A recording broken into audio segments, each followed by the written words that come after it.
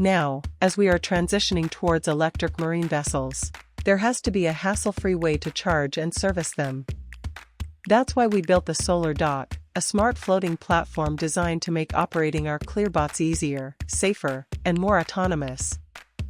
It's a modular structure that lets our C2, C3, and Alligator dock almost anywhere, creating a safe zone right on the water.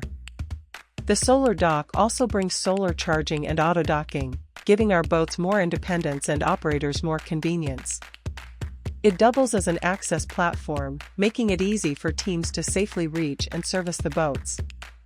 Built with HDPE pontoons, it adapts to different vessel sizes and can carry modules like solar panels or docking systems.